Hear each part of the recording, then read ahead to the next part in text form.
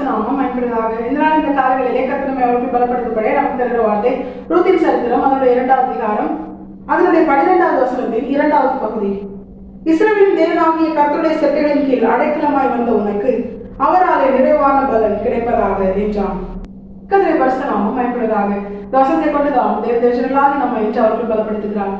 தேவஜனங்களாகி நமக்கு தான் கர்த்தர் நிறைவான பலனை வாக்கு பண்ணி இருக்கிறார். தேவஜனங்களாகி நம்மை நிறைவாய் ஆசீர்வதிக்க, நிறைவான பலனை நமக்கு தர கர்த்தர் உண்மையுள்ளவராய் இருக்கிறார். அதை கர்த்தரும் வாஞ்சிக்கிறார். இஸ்ரவேலை ஆசீர்வதிப்பதே கர்த்தருக்கு பிரியம். உன்னுடைய துவக்கம் அற்பமா இருந்தாலும் முடிவு சம்பன்னமா இருக்கும் என்று தேவ பிள்ளைகளை பார்த்து கர்த்தர் வாக்கு பண்ணி இருக்கிறார். தேவஜனங்களாகி நானும் நீங்களும் நிறைவாய் ஆசீர்வதிக்கப்படுவதுதான், நிறைவான பலனை பெற்றுக் கொள்வதுதான் கர்த்தருடைய வாஞ்சை, கர்த்தருடைய விருப்பம், நம்முடைய பிரியமும் அதுதான்.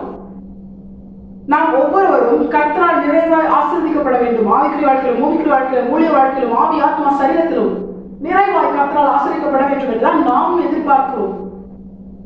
அதற்கான ஒரு வழியை தான் கர்த்தர் இந்த வசனத்திலிருந்து நமக்கு தெரியப்படுத்துகிறார்.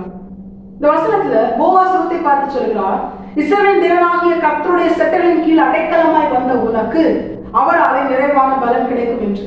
இப்ப யாருக்கு நிறைவான பலன் தெரியுமா? இப்ப யாருடைய வாழ்க்கையில கர்த்தர் அவர்களுக்கு நிறைவான பலனை கொடுப்பார் தெரியுமா? யார் கர்த்தருடைய செட்டைகளின் கீழ் அடைக்கலமாய் வருகிறார்களோ அவர்களுக்கு தான் கர்த்தர் நிறைவான பலனை கொடுப்பார். அவர்கள் வாழ்க்கையில் தான் இம்மையிலும் மறுமையிலும் நிறைவாய் கர்த்தர் அவர்களை ஆசீர்வதிப்பார். இன்னும் புரியுற மாதிரி சொல்லணும், ஆண்டவராகிய இயேசு கிறிஸ்துவை நமக்கு என அருளப்பட்டவரை நாம் நம்முடைய அடைக்கலமாக நாம் ஏற்றுக்கொள்ள வேண்டும், நாம் செயல்பட வேண்டும். அடைக்கலம்னா என்ன? அவருக்குள் மறைந்திருக்கிற அனுபவம், அவருடைய செட்டைகளுக்குள் மறைந்திருக்கிற அனுபவம், அவருக்குள் தஞ்சம் கொள்கிற அனுபவம். இதுதான் கர்த்தர் நம்மிடத்தில் எதிர்பார்க்கிறார். எந்த ஒரு மனுஷன் கர்த்தரை அடைக்கலமாய் கொடுக்கிறானோ, அவருடைய செட்டை மறைவுக்குள்ளே அவன் சுகமாய் வாசம் பண்ணுகிறானோ, அவரை தஞ்சமாய் அவன் பெற்றுக் கொள்கிறானோ, அந்த மனுஷனுக்கு தான் கர்த்தர் நிறைவான பலனை கொடுப்பார். இந்த தேவஜனங்களாகி நாம் எதை நம்முடைய அடைக்கலமாய் வைத்திருக்கிறோம்? பணத்தையா, பதவியையா, உலக ஐஸ்வர்யங்களையா, உலக மனிதர்களையா, உறவுகளையா? யார் நம்முடைய அடைக்கலமாய் நம்முடைய வாழ்க்கையில் இருக்கிறார்கள்? கர்த்தர் நம்முடைய வாழ்க்கையின் அடைக்கலமாய் இருந்தால் அவருடைய செட்டை நிழலில் தஞ்சம் கொள்கிற அனுபவம் நமக்கு இருந்தா நம்முடைய வாழ்க்கையில இம்மையிலும் மறுமையிலும் நிச்சயமாய் கர்த்தர் நிறைவான பலனை தந்து நம்மை ஆசீர்வதிப்பார். மகிமையிலே கர்த்தரோடு ஒரு நித்தியமாய் வாழும்படியாய் கர்த்தர் கிருபை செய்வார். நமக்கு தந்த வாக்குத்தத்தங்களை இம்மையிலே அவர் நிறைவேற்றி முடிப்பார். நம்மை உயர்த்துவார், நம்மிலே அவர் மகிமைப்படுவார். இது எல்லாமே கர்த்தர் நம்முடைய அடைக்கலமாய் இருந்தால் மட்டும்தான் நம்முடைய வாழ்க்கையை நம்மால் பெற்றுக்கொள்ள முடியும்.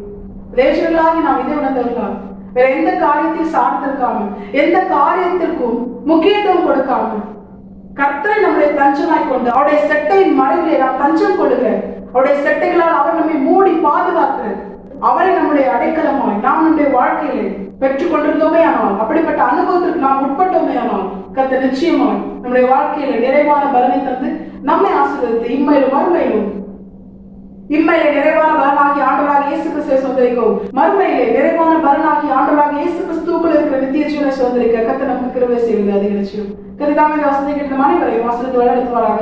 கர்த்தரை பரிசுத்த நாமம் மட்டுமே மேம்படுவதாக. மாறாக இயேசு வருகிறார், ஆயத்தமாகவும் பெரிய ஆயத்தப்படுத்துவோம். ஆமென். பலன் ஒன்றுமில்லை என்று நான் அறிவேன், அவர் பலன் இன்றும் குறையவில்லை.